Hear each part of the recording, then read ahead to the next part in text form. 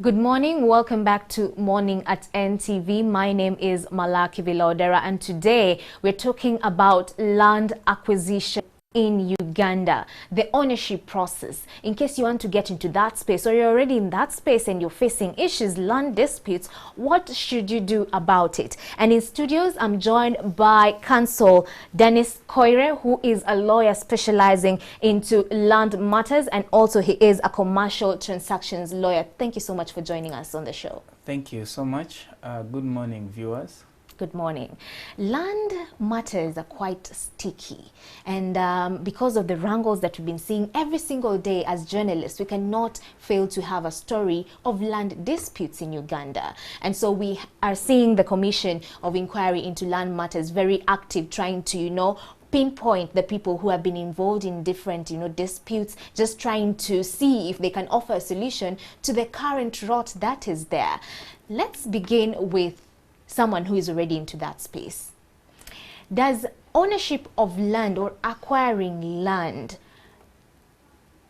directly dependent on the land tenure system? Should you consider that and get to know where your land falls into before you get into the acquisition process? I think before we got into the details of land, we need to understand the land in Uganda. Right. The land in Uganda under the Constitution, Article 237, says all land in Uganda belongs to the citizens of Uganda, who will own it under the four tenure system.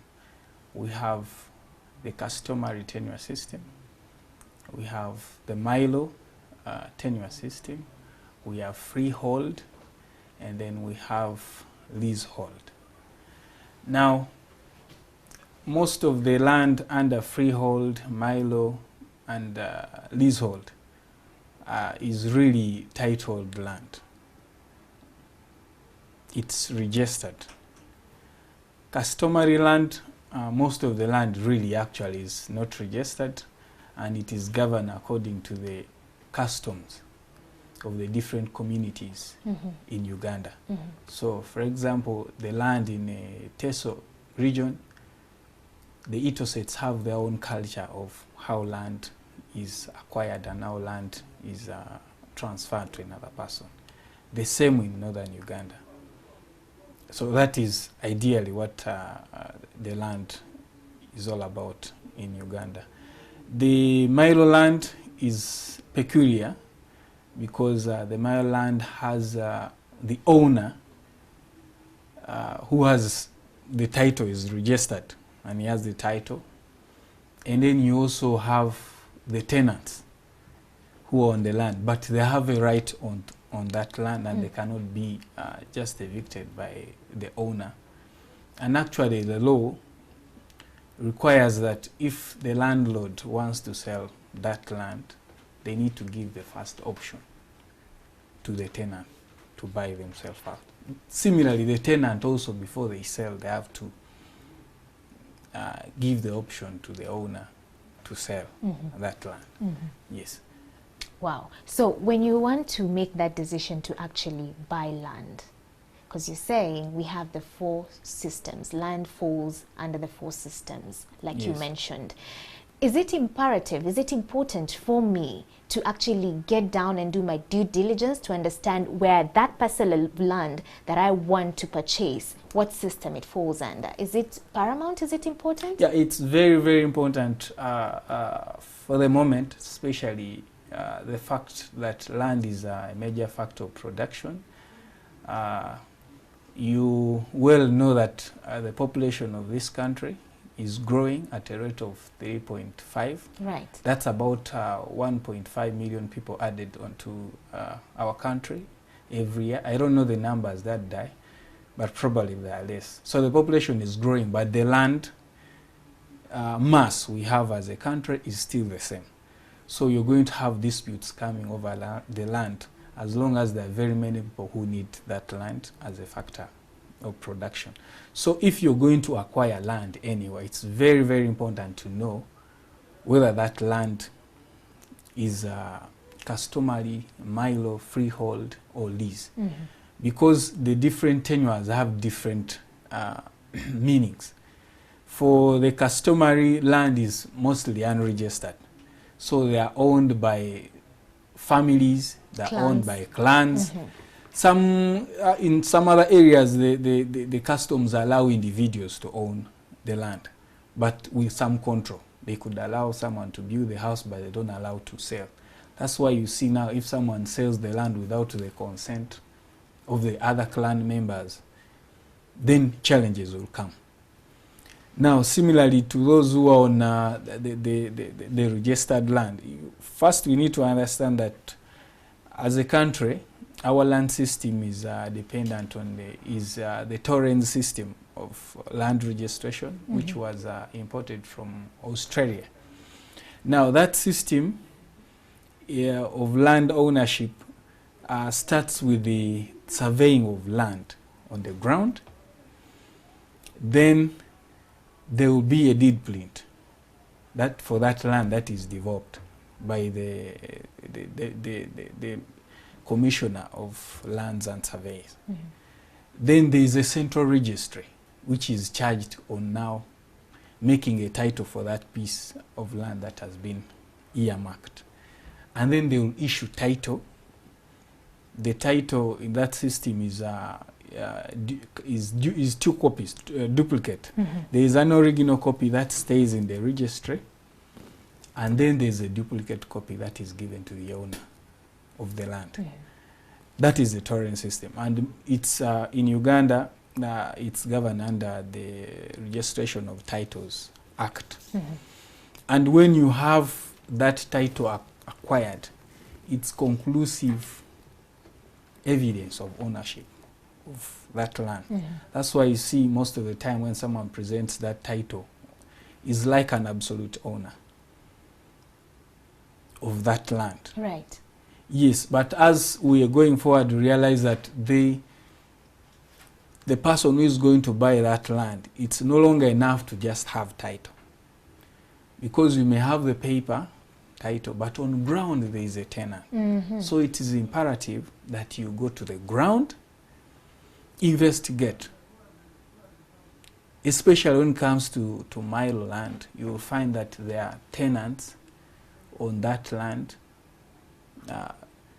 who have built the houses or who have an interest in that land. So if you just buy the land without cross-checking with on the ground to see what is happening on the ground, then these are the issues we are having, people fighting. You're going to go to the land to take over. There is people who have been on that land. They have had their people buried on that land. Yeah. Yes, they have an interest in that land. So it's very important that every person, if there is anything on this show someone should learn, is that before you buy any land, make sure that you involve an attorney, get your lawyer to do first a search in the registry to first ascertain who is the owner of this land.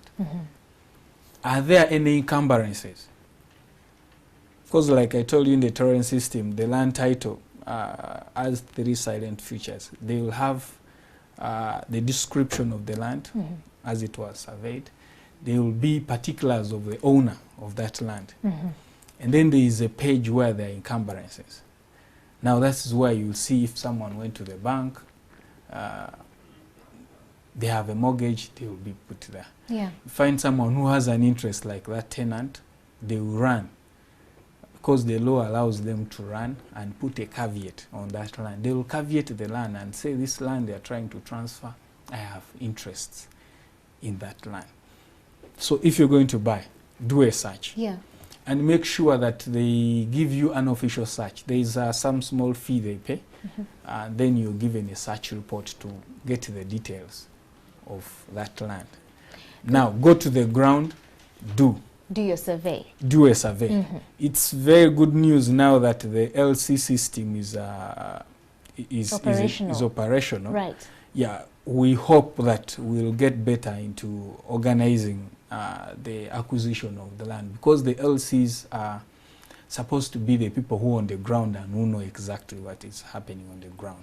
Let me ask you, With the lands that are registered, the three system, my law, freehold and leasehold that are registered, that doesn't have so much, disputes, because then there's that chain, like you're saying, you can go to the registry, get to know whose land this belongs to, the whole chain, who started with the ownership, who sold it to who, and such kind of things. But when it comes to customary land, yes, it's quite tricky, because then it's not registered. So for example, if today I want to go purchase land that has been customary owned for a very long period of time, how then do I go about the process? Because now the land registry does not come into play here. How do you verify the real owners of that particular piece of land, so to speak? Yeah, our country, and what I would need the nation to know is people should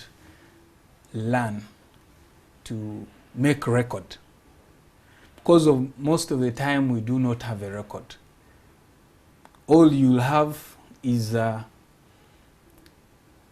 all the people who are there who can give evidence on how that land came about, and who is supposed to inherit it. Otherwise, if there is a record, it's very easy to know that in our lineage, these are the people that were given this land, they own. But most of the land is, since it's unregistered, there is also no record. So it will depend on the evidence that will come up. Those are the challenges. You see an elder son in a home is going to sell off a piece of land when the young ones don't know, because they'll say, I'm the heir of this family, so I can sell off the land. Now, when they sell, the young ones will also say, no, we we were left out. And the dispute starts. The dispute starts. Others will go behind the backs of the others and process title for that land. And remember, I told you, when someone gets title, it is evidence or proof of ownership of that land, unless now you can go to court and challenge that it was acquired fraudulently. And correct me if I'm wrong, do we say that therein lies the problem? Acquiring land titles to land that is customary owned. What should be the ideal procedure? Should the land registry then go down to do the investigations just to know the rightful owner of this land, if it was X clan or Y clan, before they actually issue a land title? No, ideally someone who owns the land is supposed to do, but most of our people in the regions do know the processes. Right, because secondly, even our clans, we could have a clan, but they do not have a clear set or elected clan leaders. And two, what are the roles of the clan leaders? Because they're supposed to hold these offices and protect this land in trust for the clan members. Right. But there are no mechanism of, for example, the clan members or leaders coming up to sell a piece of land to someone who comes in to control that.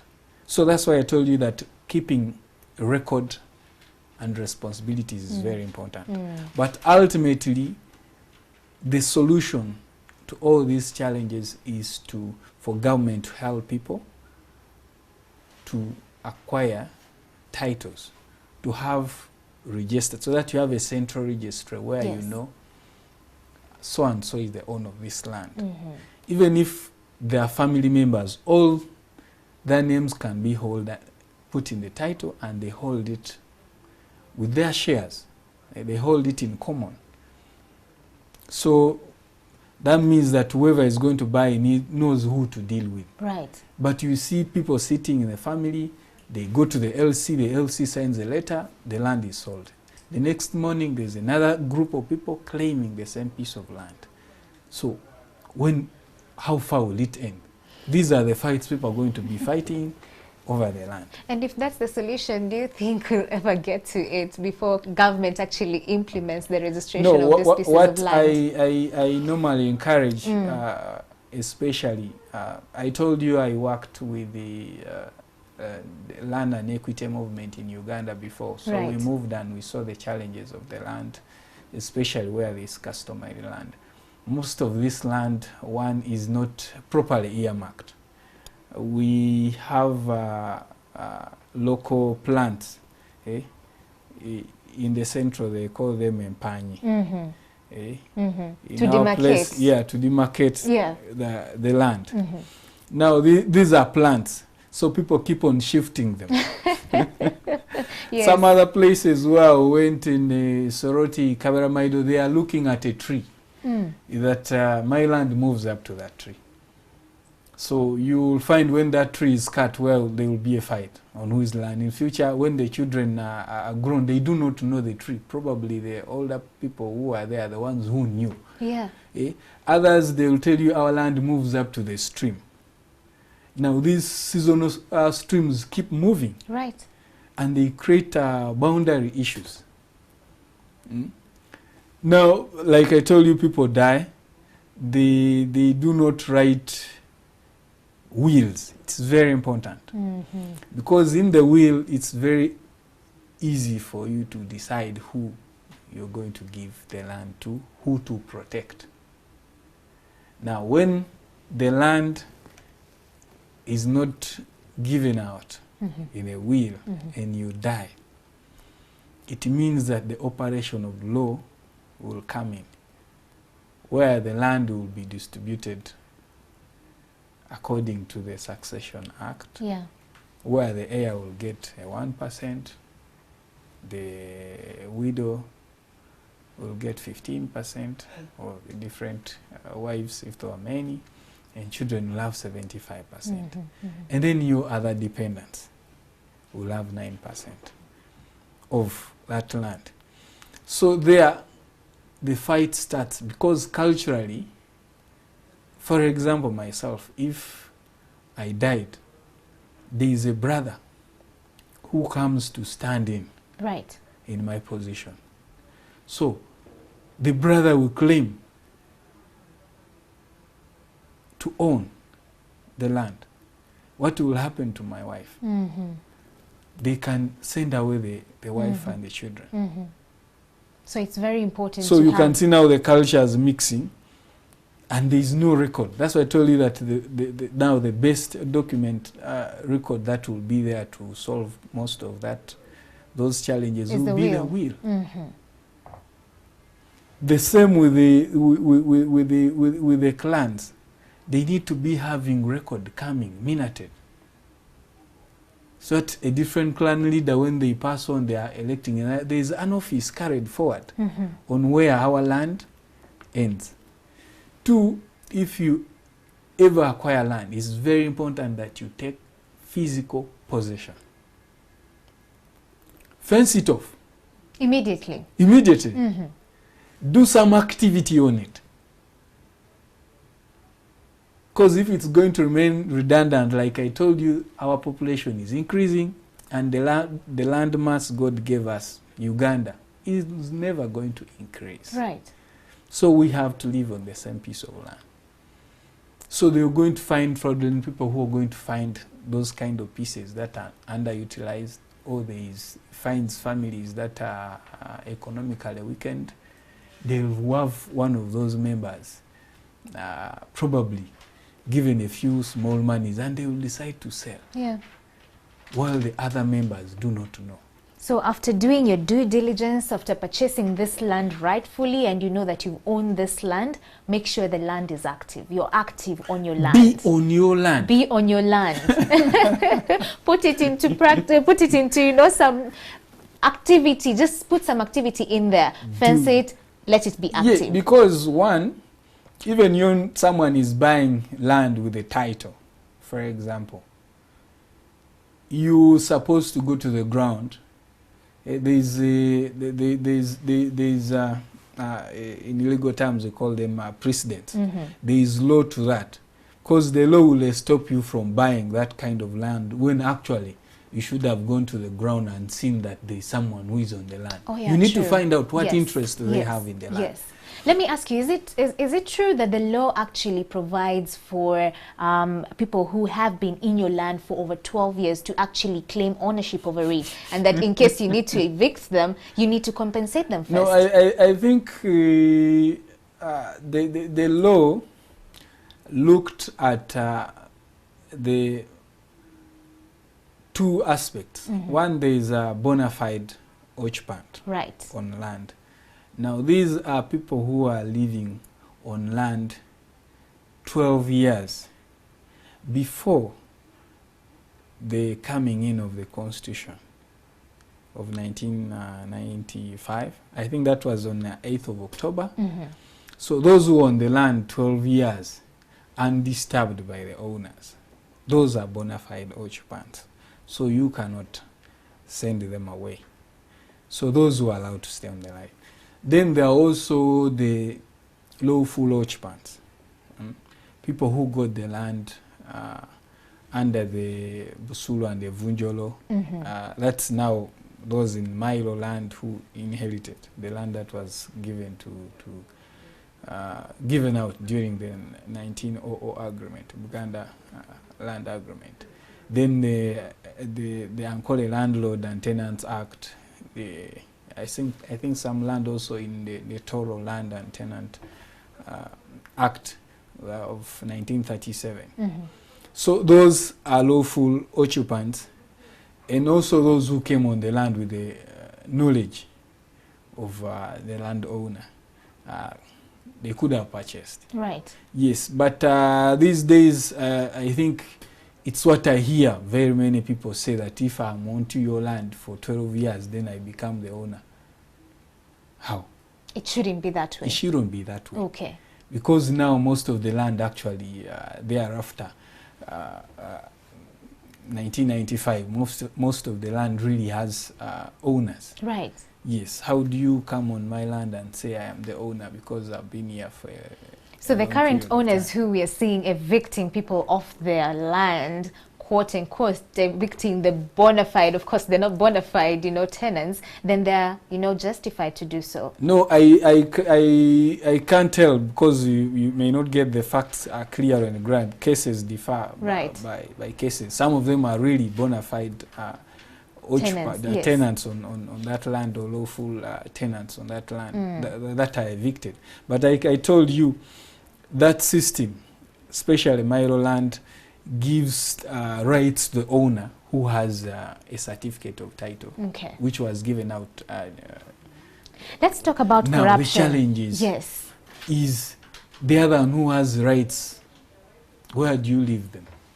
Let's talk about corruption, because corruption in the system is really hard. And just the other day we were having a story whereby one of the advocates actually, in secrecy approached the Chief Justice, Bagumerere, saying that,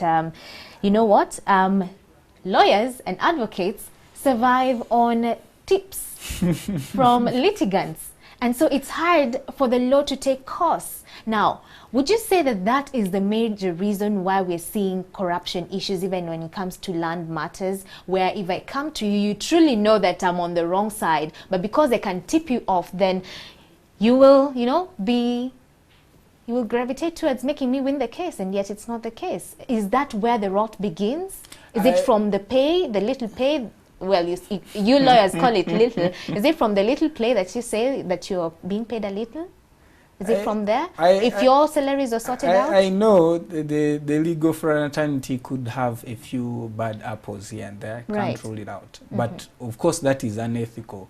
And normally law counsel comes into play if such a lawyer is caught, and they will take action on them. They can even suspend them. But the whole land system has many other factors apart from the lawyers also being involved into the processing of title.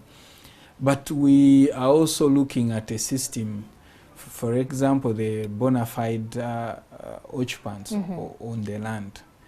The Land Act had provided for the tribunals to be in place where they would run. We don't have tribunals.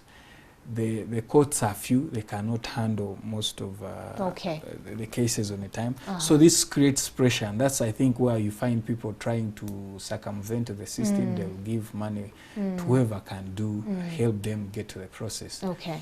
So the buck just stops with us who want to own land. Go through the right process and ensure that your land is, you know, dispute-free. Very important, because if you're like in Kampala here, you would realize that areas that have less land disputes, land is clearly titled, registered, it's very easy to do. Now the land where you find there absentee landlords, those people who acquire title from the ancestors, but there are people on the land. You see even the nature of development that like because no one wants to buy that, so you find the plots are not properly planned in those areas.